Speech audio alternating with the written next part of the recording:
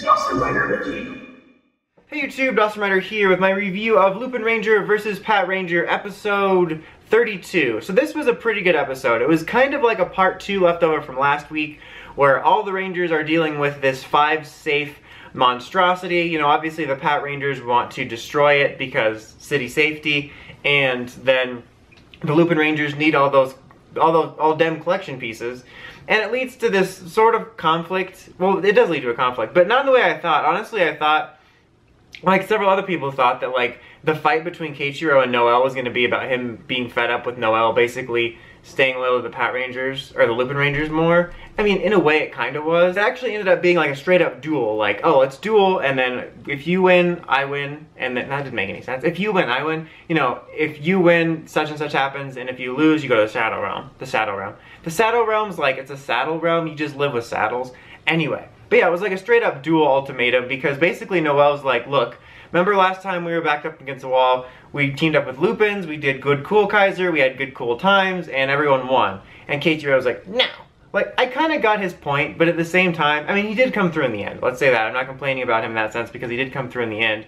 But in that instance, he was definitely being stubborn at that initial part, because like, I get it, you're a cop, justice, whatever, but, you know, and he just did that thing where he gave Lupin Red, you know, the vehicle so that he could go save the day. So it just seemed, I don't know, a little pushbacky. And hey, if they're really good cops, why not be like, okay, let's work with the Lupins to solve this. And then they're like, okay, yeah, we did it, great job, you're under arrest, boom. Not that I want to see that, because I like the Lupinrangers, but I'm just saying, think of a better plan than being stubborn about it. But it ultimately, you know, like it resulted in that duel, and during the battle, Noel had a line about like, you know, I want to save the people from the ganglers and get the collection pieces and save our loved ones. He said, I'm not willing to, I actually really like that line. He said, like, I'm not willing to give up any of these gold or something like that. I like how I say I love the line, and I can't remember the exact words, but I really liked it. It highlighted something to like about Noel's character. He's like, I don't see why we can't just accomplish all of this. And it was the first time Keichiro, or I think any of the Patrangers for that matter, heard about the goal of saving their loved ones. So I think that was really interesting. I didn't expect that to necessarily come out, or, I mean, not ever, but I thought it would come out after their identities were known. Like, I could see, like, identities were known, I can't believe you betrayed us, you're our restaurant friends, and then they arrest them, and then they find out about it. I mean, I'm sure something like that will still go down, where they find out about their specific, you know, relatives and friends, but it was an interesting little tidbit, which kind of had Keichiro throw the fight, because he understood a little bit more, and I thought it was a good episode for him, because, you know, a lot of early complaints I saw about him was that he was just kind of a one-note hothead. And he could be. I mean, of course, sometimes it's played up for comedic value. But I think these last couple episodes that focused on him, specifically in relation to his, well, relationship, allow myself to introduce myself, you know, with the Lupinrangers, it shows that he's not just a one-note hothead.